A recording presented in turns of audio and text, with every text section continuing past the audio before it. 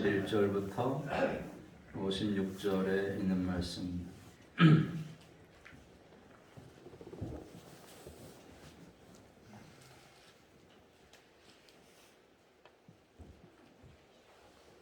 누가복음 1장 51절부터 56절입니다.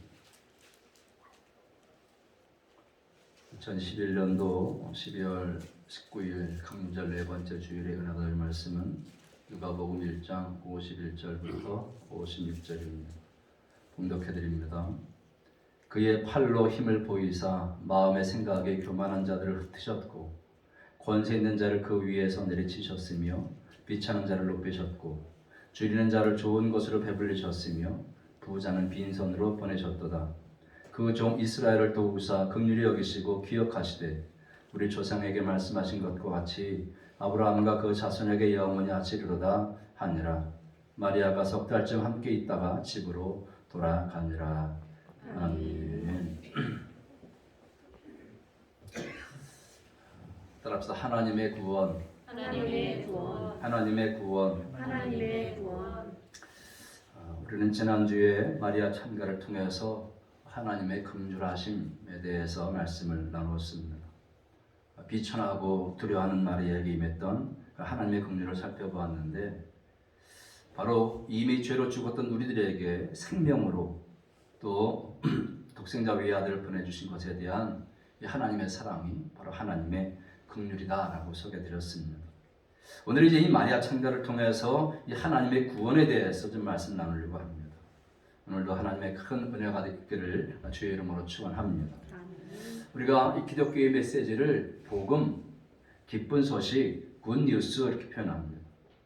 예수께서 유대 땅 베들레헴에 탄생하셨을 때에 천사는 아기 예수의 탄생 소식을 전하면서 이것을 큰 기쁨의 좋은 소식이다 이렇게 선포했습니다.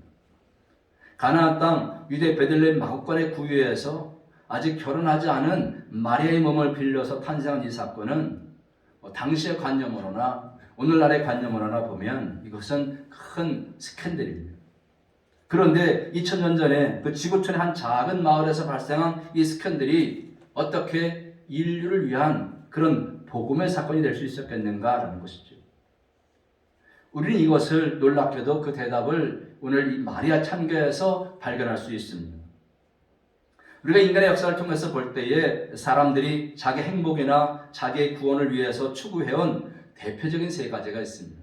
그게 뭐냐 하면 첫째로는 지혜, 이 지혜를 이성으로 바꿀 수 있습니다. 지혜, 이성을 통한 행복의 추구. 두 번째는 권력을 통한 행복의 추구. 세 번째로는 물질을 통한 행복의 추구라고 할 수 있습니다. 그런데 이 마리아의 참가에서는 이 세 가지가 철저하게 부인되고 부정되고 있습니다. 다시 말하면 지혜가 아니고 권력이 아니고 물질이 아니고, 즉 지혜, 권력, 물질이 행복이 아니고 구원이 아니다 이렇게 말하고 있는 것입니다. 그런데 그것이 어떻게 복음일 수 있느냐?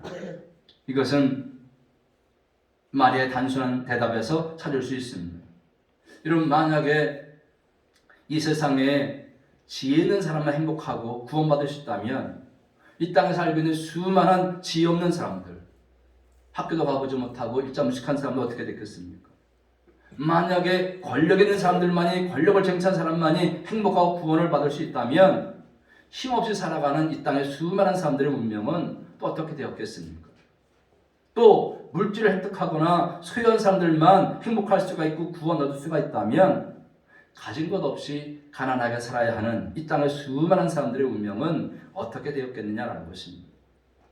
그러나 아기로 오신 바로 그 예수님이 비록 33년의 짧은 시간을 살다가 십자가에서 힘없이 죽어가신 그 예수님이 바로 이 땅에 살고 있는 수많은 무지한 사람들에게도, 또 권력과 힘없이 무력하게 살아가고 있는 사람들에게도, 그리고 가난하게 사는 사람들에게도 복음일 수 있다는 이 역설, 여기에 하나님의 놀라운 은혜가 있고 또 지혜가 있는 것을 여러분 성경이 선포하고 있는 것입니다. 그러므로 이 아기 예수의 이 사건이 정말로 여러분에게 복음이 되고 또 나에게 복음이 되고 우리 모두의 복음이 되기 위해서는 우리가 반드시 동의해야 할 이 세 가지가 있습니다.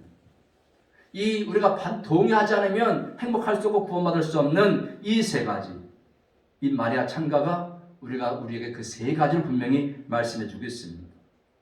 정말로 이 복음이 나의 복음이 되기 위해서 우리가 반드시 동의할 세 가지. 그 첫째는 뭐냐? 지혜의 추구가 인간을 구원할 수 없다. 시작. 지혜의 추구가 인간을 구원할 수는 없다. 여기 이 지혜라는 말을 이성으로 바꾸어서 삽입해야 됩니다. 여러분, 인간의 이성적인 추구, 또 지혜를 추구, 더 많은 지식을 소유함으로 인해서 행복하거나 구원 얻으려고 하는 이 모든 노력들은 하나님 앞에서는 가능하지 않다. 오늘 성경은 분명히 선언하고 있습니다. 마리아 찬가에서 분명히 말씀하고 있습니다. 여러분 51절 말씀 다시 한번 읽어보시면 시작. 그의 팔로 힘을 보이사 마음의 생각이 교만한 자들을 흩으셨고. 아멘. 여기에 마음의 생각이라는 단어가 나옵니다. 바로 사람들이 그 마음의 생각을 통해서 무엇인가를 쟁취하고 소유하려는 끈질긴 행복을 향한 노력, 구원의 노력을 하나님은 무의로 돌리셨답니다. 이걸 지금 마리아는 노래하고 있는 것입니다. 여러분, 우리가 분명히 알 것은요, 이 성경은, 기독교는 반지식주의나 이 종교가 아닙니다. 기독교는 결코 지식을 반대하지 않습니다. 성경은 하나님이 지식의 근원이고 지혜의 근원이라고 분명히 말씀하고 있습니다. 그저 잠언서에 보면은 지혜의 중요성, 그 지식의 중요성을 예찬하고 있습니다. 그래서 기독교 신학이 전파되는 것에는 언제나 인간의 이성이 눈을 뜨고 지식이 개발되는 그런 역사가 많이 이루어진 것을 우리가 볼 수 있습니다. 지금 세계에서 이루어지는 그런 모든 역사들이, 기술의 발전들이 다 성경에서 나온 거 아니겠습니까? 그럼에도 불구하고 성경은 이렇게 인간적인 지식의 추구만으로 사람은 행복하거나 결코 구원될 수 없다 가르치고 있는 것입니다. 여러분, 이 사실에 동의하십니까? 여러분, 인간적인 지식만의 추구, 하나님을 떠난 지혜의 추구, 이성의 추구만으로는 결코 인간이 행복하거나 구원될 수 없다는 사실에 우리는 동의해야 될 줄로 믿습니다. 여러분, 이런 이야기가 있습니다.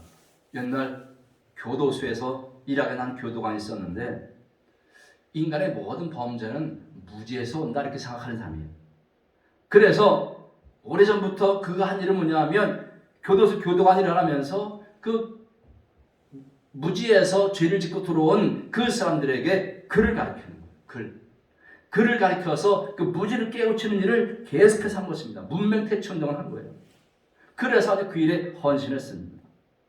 한 죄수가 교도소에 들어와가지고 그로 하여금 글을 깨우치게 되었고 글을 읽게 됐습니다.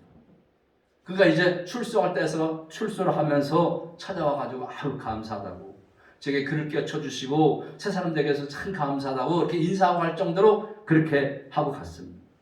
그 교도관은 참 잘됐다고, 나가서 열심히 살라고, 그렇게 이제는 무식해서 죄짓지 말고 살라고 깨우쳐서 보냈습니다. 근데 얼마 후에 그 교도소에 그 사람이 다시 들어왔습니다. 다시 들어왔어요. 그래서 교도관이 이번에 왜 들어왔냐 물어보니까 이번에는 그 죄목이 뭔지 아십니까? 문서 위조죄예요. 문서 위조죄. 글을 배워서 알아가지고 문서를 위조해가지고 들어온 거예요. 여러분, 요즘 우리가 살고 있는 이 시대를 지식경영의 시대라고 합니다. 지식경영의 시대.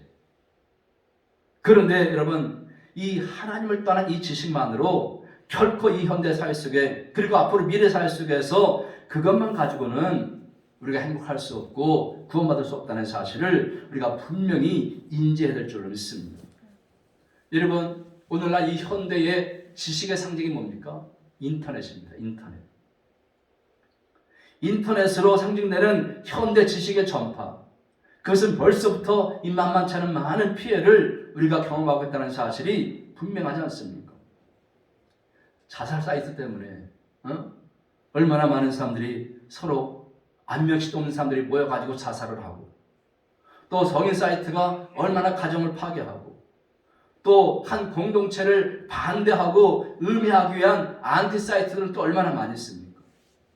익명성, 이름도 제대로 쓰지 못하면서 익명성을 이용한 책임 없는 그런 비판들이라든지 악플이라든지 그런 게 지금 이 사회에 얼마나 이 사회 악으로 떠오르고 있습니까? 지식의 오용 내지는 지식의 악용의 현장들이 지금 인터넷이라는 공간을 통해서 우리 사회에 얼마나 팽배했는지 모릅니다. 근데 여러분, 이것은 처음이 아니라 본래 인류 역사의 맨 처음부터 그랬던 것입니다. 사탄이 처음 사람 아담과 하와를 유혹했을 때에 선악을 알게 하는 나무 열매를 보여줬을 때에 성경은 아담이 그것을 볼 때에 지혜롭게 할 만큼 탐스러웠다 이렇게 성경을 가고 있습니다. 이때부터 하나님을 떠난 지식은 이미 악이었다는 것을 성경에서 볼 수 있습니다. 그래서 고린도서 10장 1장 21절에 보면 사도 바울이 말합니다. 시작. 이 세상이 자기 지혜로 하나님을 알지 못함으로 했습니다.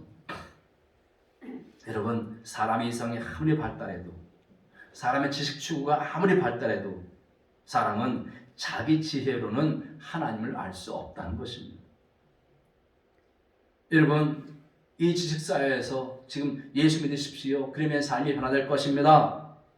이 단순한 이 복음의 접근이 얼마나 무식해 보입니까? 그죠? 예수 믿으면 구원받아. 우리가 전도할 때 그러잖아요. 근데 상대방 입장에서는요, 이게 무식해 보이는 거예요. 우리가 하는 그 전도 방법이. 근데 여러분, 오히려 이 단순한 복음의 접근을 통해서 사람들이 새로워지겠다는 것은 하나님의 지혜의 역설입니다. 그래서 우리는 그냥 말만 하면 돼. 예수 믿고 구원받아. 열심히 해야 돼요. 아멘. 그 사람을 구원시키는 누가 하느냐? 난 전할 뿐이고 하나님이 하시는 거예요. 이게 하나님의 지혜의 역설이고 능력 역설이라니까요. 그래서 고린도서 1장 18절은 뭐라고 말해요? 시작. 십자가의 도가 멸망하는 자들에게는 미련한 것이요 구원받는 우리에게는 하나님의 능력이라 했습니다. 멸망할 사람들은 우리가 전해도 에이 무식한 소리 하지 마라 우리가 안 믿는다는 거예요. 근데 구원받을 사람은요 그 말을 믿는다는 거예요. 그러니까 여러분, 우리가 나가서 예수 믿어, 구원받아, 그래야 천국 갈 수 있어, 열심히 얘기해야 되는 거예요. 거기에 하나님의 능력이 임하면 그 사람이 왜요? 변화되는 거예요. 뒤집어지는 거예요. 믿습니까? 여러분, 당시에 이 바울이 편지 쓰고 있는 고린도 교회 보십시오. 이 고린도라는 도시는요, 그 당시 아테네와 함께 아직도 지식이 아주 현란한 프라이드를 자랑하고 있는 지성의 도시예요. 지식이 아주 충만했던 도시가 고린도예요. 아테네와 함께. 근데 이 바울이 이 지성의 도시 고린도에 살면서 지식의 최고주의로 살아가는 사람들에게 이런 경고를 던지는 것을 잊지 않았습니다. 뭐라고 경고했느냐? 8장 1절에 보면 우리가 다 지식 있는 줄 아나 지식은 교만하게 하며 사랑은 덕을 세우나니 이랬습니다. 결국 뭐냐? 하나님 떠난 지식은 그저 교만할 뿐이라는 거예요. 교만할 뿐이라는 거예요. 성령에 의해서 인도되지 못하는 지식은 인생을 교만하게 할 뿐이지 아무 도움이 안 된다는 거예요. 오늘 마리아가 뭐라고 말합니까? 오늘 본문 51절에 시작. 그의 팔로 힘을 보이사 마음의 생각이 교만한 자들을 흩으셨고 그랬습니다. 여러분, 만약에 이 지식이 행복의 길이라면, 지식이 구원의 길이라면 여러분, 예수께서 나사렛 땅이나 베들레헴 땅에 낳겠습니까? 하나님이 지식이 구원이다, 지혜가 구원, 행복이다 라고 했으면 그 예수님을 나타날 때에 나사렛 땅, 베들레헴 땅에 나셨겠냐고요. 예루살렘에 가면요 수많은 그런 랍비들이 얼마나 많이 있습니까? 최고의 공부하는 랍비들이 있었습니다. 또 사내들인 종교회에 들어가면요 거기에 수많은 학자들이 존재했습니다. 근데 그럼에도 불구하고 하나님은 그 예루살렘이나 사내들인 공회나 수많은 지식인들이 있는 그곳에 예수님을 태어나게 한 게 아니라 나사렛 땅 베들레헴에 태어나게 했습니다. 또 히랍의 아테네나 고린도에 공부하던 로마 키케로를 위한 수많은 지성인들은 로마에 가가지고 예수께서 태어나겠다면 얼마나 좋았겠습니까? 근데 하나님은요 그들 모든 지식 있는 자들을 선택하지 않으시고 그저 나사렛 땅에 살고 있는 무명의 한 여인, 그 소년 마리아를 선택한 그 하나님의 신비를 우리가 이해될 줄로 믿습니다. 이게 뭡니까? 결국은 우리의 지혜의 추구, 하나님을 떠난 지혜, 하나님을 떠난 지식의 추구가 결코 인간을 구원할 수 없다고 하는 명백한 사실을 우리에게 보여주고 있는 것입니다. 그러니 지식이 해답이 아니다 고백하는 사람들에게 이 마리아를 통해서 아기 예수를 보내신 하나님은요, 비로소 우리에게 복음이 되는 거예요. 믿습니까? 따라합시다. 지혜의 추구가 인간을 구원할 수 없다. 지혜의 추구가 인간을 구원할 수 없다. 아멘. 여러분, 이 사실을 믿어야 그 베들레헴 땅에 태어나신, 아기로 태어나신 그 예수님이 나에게 구원이 된다니까.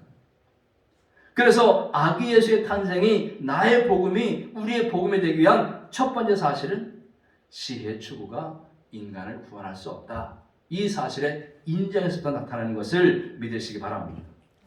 자, 두 번째 우리가 동의해야 할 사실은 뭐냐? 권력의 추구가 인간을 구원할 수 없다. 시작. 권력의 추구가 인간을 구원할 수는 없다. 여러분, 그 유명한 철학자 니체는요, 인간 생존의 의지, 나로 하여금 여기에 몸부림치면서 살게 하는 인간의 생존을 붙들고 지배하는 가장 중요한 하나의 의지가 있다면 권력에 의한 의지다, 이렇게 말했습니다. 권력. 여러분, 권력에 대한 의지가 있었다는 것이죠. 여러분, 요즘에 청와대나 국회에서 또 싸우는 정치가들 보십시오. 그 권력으로 말미암은 갈등이 삶의 현장에 얼마나 일어나고 있습니까? 그 권력으로 인한 갈등, 더 높은 권력을 차지하고 더 큰 권력을 차지하기 위한 갈등이 얼마나 크겠습니까? 여러분, 그런데 이런 권력에 대한 의지나 갈등은요, 가정에서도 직장에서도 일어나는 거예요. 가정에서는 부부의 갈등이 일어나고 또 고부 간의 갈등도 일어나고, 그죠? 이게 다 뭐예요? 누가 보스냐, 누가 고관 열쇠를 쥐고 있느냐, 이거 싸움 아니겠습니까? 근데 이런 권력에 대한 의지는요, 교회 안에서 존재할 수 있습니다. 교회 안에서. 목사가 힘이 세냐, 장로가 힘이 세냐, 이것 가지고 싸우는 경우가 얼마나 많아요. 그죠? 아직도 소란스러운 이 세상의 모든 삶의 현장 도처에서 바로 이 권력의 갈등이 일어나고 있다는 것입니다. 여러분, 시지프의 신화를 여러분 아시겠습니다만, 여기 보면 한 사람이 정상을 향해서 큰 바위돌을 계속해서 굴리고 올라갑니다. 올라가서 힘이 빠지면 또 드르륵 굴러 내려가요. 그럼 다시 또 그것을 계속해서 굴리고 또 올라갑니다. 조금 더 올라가, 이번에는. 근데 또 다시 드르륵 굴러 내려가요. 여러분, 이런 모습을 통해서 그 시지프의 신화에 보면 그런 인간의 모습을 표현할 때 뭐라고 얘기하냐면 권력을 포기하지 못하는 인간의 모습이라는 거예요. 성가에서 한번 떨어졌으면 그 다음에 안 나가면 되잖아요. 그죠? 근데 어떻게 해요? 땅 팔아가지고 또 나가. 또 어떻게 해요? 또 떨어져. 그럼 또 나가. 이 사람에게 들러붙고 저 사람에게 들러붙어서 한 번 더 또 나가보려고 또 와요. 그럼 뭐예요? 안 하나 다시 때는 길거리에 나앉는 거예요. 성금 몇 번 하면 길거리에 나앉는 겁니다. 권력을 포기하지 못하는 인간의 모습을 그 시지프의 신화에서 그 돌을 힘껏 올라갔다가 또 힘 빠져 뚜르륵 꼴러 내려오고, 이거 표현하고 있는 거예요. 여러분, 왜 이렇게 사람들이 해결되지 않는 이 어렵다는 어떤 느낌이 있음에도 불구하고 그 권력에 집착하고 있느냐? 이유는 두 가지예요. 첫째는 뭐냐면 권력이 행복을 줄 수 있다, 이 생각 때문이에요. 또 이 권력으로 못할 일이 없다 생각하기 때문입니다. 이것만 가지면 어떤 일을 할 수 있다는 그런 착각 때문이라는 것입니다. 근데 분명한 것은 뭐예요? 권력으로 결코 하지 못하는 것, 권력으로 행복을 살 수 없다는 것이죠. 또 권력으로 구원의 문제 해결할 수 없다는 겁니다. 오늘 마리아는 자신을 가리켜서 비천한 자라고 노래하고 있지 않습니까? 그럼에도 불구하고 그는 잘 선택하신 하나님의 신비를 찬양하면서 이렇게 노래하고 있습니다. 52절 시작. 권세 있는 자를 그 위에서 내리치셨으며 비천한 자를 높이셨고. 아멘. 여기 비천한 자라고 했을 때 마리아는 아마 자기를 생각했을 것입니다. 왜냐하면 48절에 보면 그 여종의 비천함을 돌보셨으며라, 그렇게 하잖아요. 여러분, 하나님께서 어째서 이 마리아를 선택하셨을까요? 만약 권력이 인간의 문제를 해결할 수가 있고 또 권력자가 이 세상의 소망이라면 하나님은 마리아를 통해서 올 것이 아니라 아마 로마의 가이사 황실을 통해서 오셨을 것입니다. 당시 로마의 황실은 가장 강력한 영향을 끼치는 그런 곳이 바로 로마의 황실 아니겠습니까? 근데 하나님은 그런 강력한 권력의 상징 로마의 황실을 주목하지 않으셨다는 거예요. 그저 나사렛 땅에 살고 있던 비찬 여종이라고 고백하고 있었던 한 어린 소녀 마리아를 주목하시고 그를 통해서 메시아를 보내신 것입니다. 이런 비천하다 여기는 어린 소녀를 통해서 하나님이 구원자를 보내시고 작정한 그 하나님의 놀라우신 이 신비를 우리가 어떻게 설명할 수 있느냐? 바로 그게 권세 있는 자를 그 위에 내리치셨으며 비천한 자를 높이셨고 이 말씀입니다. 나를 쓰시는 하나님, 나같이 비천한 소녀를 쓰셔서 하나님의 구원의 섭리의 경륜을 이루기 위해서 역사하시는 그런 놀라운 주님을 지금 마리아는 찬양하고 있는 것입니다. 그래도 불구하고 아직도 수많은 사람들이 착각하고 있습니다. 권력이 커다란 일을 해낼 수 있다, 이런 착각을 버리지 못하고 있다는 것입니다. 심지어는 그리스도인들도 그런 분들이 있다는 것입니다. 여러분, 제가 이따 잠시 교인들에게 이런 부탁을 받을 때가 있습니다. 목사님, 이분 암흑에 있죠? 목사님 관심 좀 가져주세요. 이분이 한번 제대로 예수 믿으면 큰일 날 사람이니까 목사님 좀 잘 봐주십시오. 그러는 거예요. 근데 그렇게 소개하는 그런 사람의 면면을 보면 셋 중에 하나예요. 첫째 뭐냐? 좀 많이 배운 사람. 가진 지식이 어떤 영향력을 행사할 수 있을 것이라고 생각해서 교인들은 그 사람을 이제 목사에게 추천하는 거예요. 두 번째 뭐냐? 권력이 좀 있는 사람. 사회적인 위치가 좀 있는 사람입니다. 이 권력을 가지고 사회적 위축을 가지고 복음 전파에 도움이 될 것이다 생각해서 좀 관심 가지라는 거예요. 그리고 세 번째 뭐예요? 돈이 좀 있는 사람입니다. 그것 가지고 굉장히 큰일을 할 것이라고 목사님 관심 가져주세요라고 이렇게 좀 소개하고 있는 것입니다. 근데요, 사실 제가 철이 없을 때는요, 그런 분들에게 관심을 많이 가졌습니다. 시간도 써봤고요, 투자도 해봤고요, 그랬습니다. 근데 제가 부족해서 그런지 모르지만 한 번도 성공한 적이 없어요. 그분들은 아직도 큰일을 못하고 있습니다. 왜? 그들은 아직도 권력만이, 돈만이 최고라고 생각하는 그 사람들을 우리가 변할 수 없다는 것입니다. 여러분 보세요. 우리가 선교 역사를 보세요. 선교 역사를 보면 복음이 전파될 때, 우리나라도 보면 복음이 한 사회에 들어갈 때 어떻게 했어요? 가장 낮은 계층에서부터, 서민 계층에서부터 복음이 시작됩니다. 물론 전혀 그 외에가 없는 것은 아닙니다. 권력도 있고 물질 가지고 있고 성도 높은 사람들이 예수 믿고 쓰임받은 경우도 대한민국에도 많이 있습니다. 참 귀한 분들입니다. 왜? 그분들이 또 큰일을 했으니까요. 근데 보편적으로 보면 어느 나라든지 가장 낮은 곳에서부터 복음에 들어가서 점차 세상으로 퍼져나가는 것을 보게 됩니다. 그래서 한 사회를 바꾸고 문화를 바꾸고 한 나라를 바꾸는 거예요. 왜 그럴까요? 왜? 그 이유가 성경에 있습니다.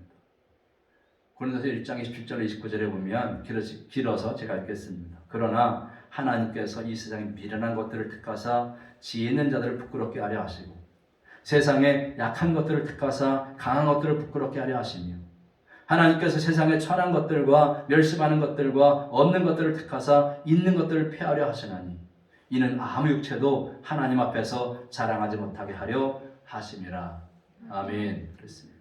여기 보면은 여러분 미련한 것들, 약한 것들, 천한 것들, 멸시받는 것들, 이런 사람들은요 교만할래야 교만할 게 없어. 그렇죠? 자랑할래야 자랑할 게 없어. 그러니까 하나님이 택하기에 가장 적합한 사람들이요, 하나님 쓰시기에 가장 적합한 사람들이요, 그래서 그 사람을 통해서부터 하나님의 역사를 이루시는 것입니다. 이게 하나님의 선택이에요. 그러니까 권력이 행복이 아니다, 권력이 구원의 길이 아니라는 이 사실을 깨달은 사람들에게 그 강포에 쌓여서 말구에 누이신 그 아기의 모습으로 이 땅에 오신 그 예수 그리스도 사건이 바로 복음일 수 있다는 거예요. 믿습니까?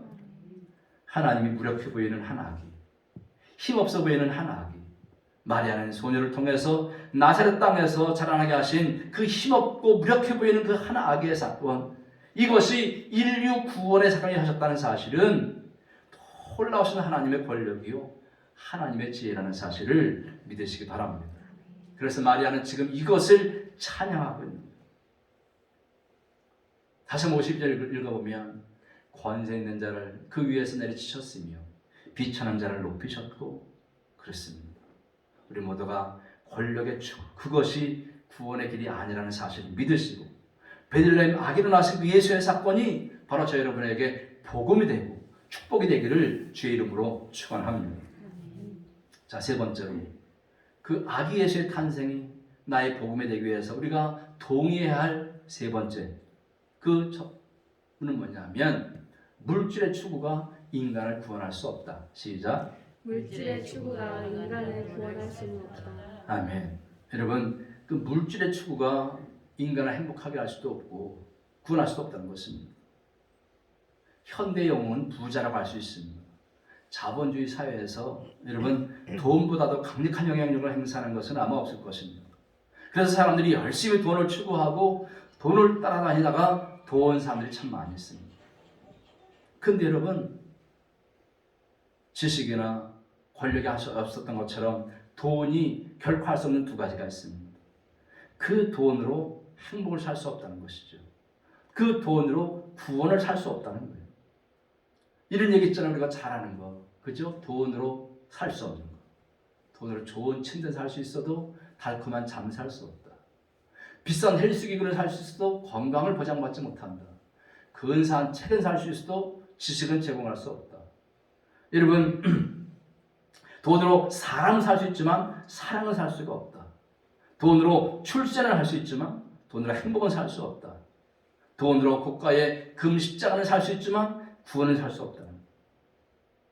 오히려 때때로 자주 이 물질은 그 물질에 대한 탐심이 구원받는 길에 오히려 장애 요소가 되고 방해 요소가 될지언정 이렇게 좋은 것들을 살 수 없다는 것이 물질의 한계입니다. 그래서 오늘 본문 53절에서 마리아는 이렇게 말합니다. 시작. 주님 자를 좋은 것으로 배불리셨으며 부자는 빈손으로 보내셨도다. 아멘. 줄이는 자가 오히려 좋은 것으로 체험받을 수 있지만 가진 자는 그 가진 것 때문에 하나님의 소유를 할 수 없는 비극이 벌어진다는 것입니다. 이런 마태복음 19장에 나타난 어떤 부자 청년의 이야기 아시죠? 19장 20절에 보면 그 청년이 재물이 많음으로 이 말씀 듣고 근심하며 가니라 했습니다. 그래서 어떤 부자 청년은 그 가진 것 때문에 구원 없이 빈손으로 갈 수밖에 없었습니다. 그는 많은 것을 소유하고 있다고 생각했지만 가장 중요한 것을 갖지 못했는데 행복을 갖지 못했고 구원을 가질 수 없었습니다. 결국 빈손으로 떠날 수밖에 없었던 것입니다. 여러분 우리가 지식 축에서 말씀드렸습니다만 우리가 오해하지 말아야 할 것은 뭐냐면 성경은 분명하게 물질 그 자체를 악으로 정죄하지는 않습니다. 돈이 악이다 말한 적은 성경에 한 군데도 없습니다. 오히려 디모데전서 6장 10절에 보면 돈을 사랑함이 일만하게 뿌리가 되나니 이렇게 말할 뿐이지 그 돈 자체가 악이다 말하지 않고 돈을 사랑함이 악의 뿌리가 된다고 말하고 있습니다. 여러분 그러면 언제 이 돈이 나에게 악이 될 수 있냐는 것이죠. 내가 돈을 사용한 것이 아니라 돈이 나를 지배하기 시작할 때 그때부터 돈은 우상이 됩니다. 돈이 나의 신이 되는 거예요. 그래서 성경은 뭐라고 말합니까? 탐심을 물리치라.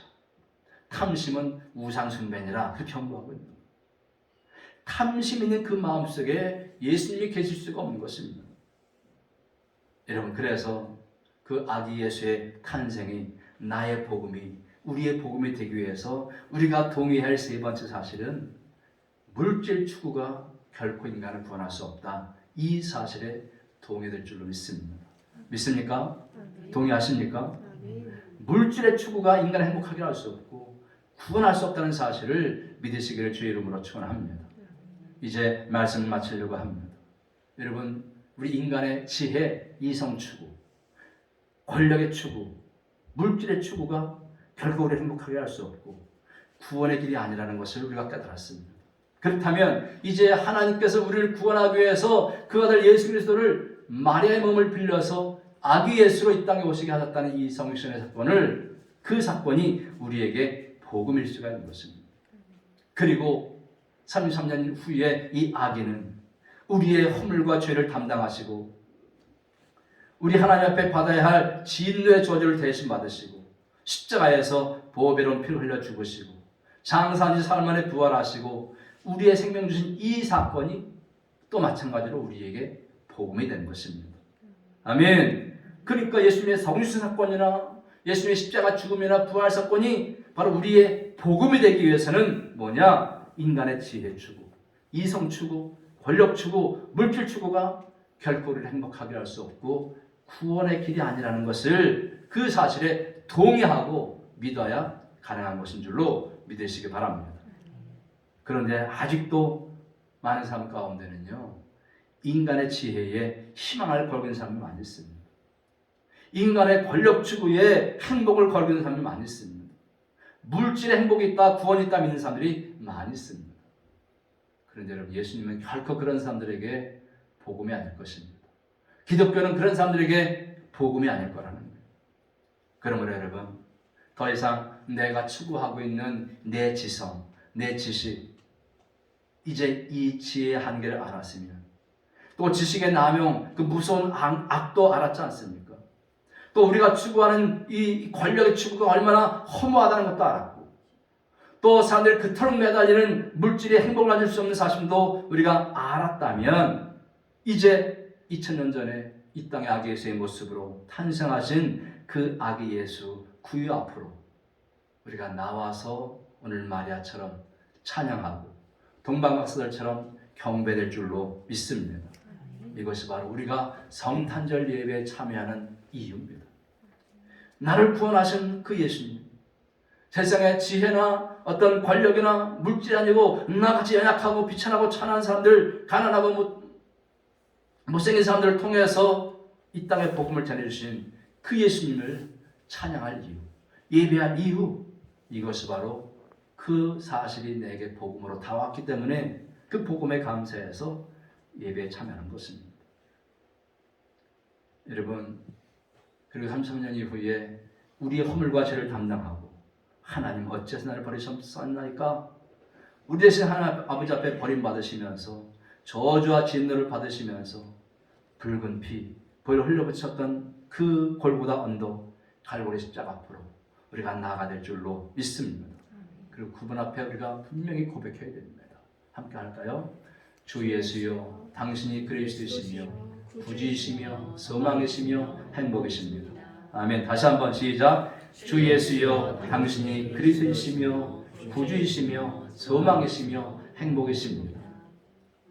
이렇게 예수 그리스도를 소유하고 그리스도를 믿는 사람들에게 참된 구원이 있을 줄로 믿습니다. 그리고 그들만이 진정한 행복이 무엇인가를 알게 될 것입니다. 이 행복을, 이 구원을 아는 저 여러분 되어서 우리 모두에게 이 성탄의 이 기쁨이, 그 예수님의 성탄 소식이 우리에게 복음이 되고 그것이 우리에게 기쁨이 돼서 하나님을 찬양하고 경배하는 저 여러분 되시기를 주님의 이름으로 축원합니다. 아멘. 기도하겠습니다. 사랑의 아버지 하나님, 은혜와 사랑을 진실로 감사드립니다. 오늘도 마리아 참결을 통해서 인간의 지혜의 추구, 이성의 추구, 또 권력의 추구, 물질의 추구가 우리에게 행복의 길이 아니고 구원이 될 수 없음을 깨닫게 됨을 진실로 감사드립니다. 그러나 아직도 내가 주인 노릇하고 그래서 내 마음속에 그리스도가 주시는, 또 그리스도 나라를 주장해 주시는 그런 삶의 의미와 보람을 누리지 못하고 갈등하고 있다면 이 시간 다시 한번 내 짐을 다 주님 앞에 내려놓고 이제 주의 말씀이, 주의 탄생이 우리에게 복음이 될 수 있기를 원합니다. 예수께서 우리 마음에 오셔서 나의 구주가 되시고 주님이 되셔서 우리 죄를 용서해 주시고 우리를 구원해 주시고 오직 당신만이 나의 구세주가 되심을 고백하는 삶을 살도록 도우시고 인도해 주시옵소서. 예수님 이름으로 감사하며 간절히 기도드리옵나이다. 아멘.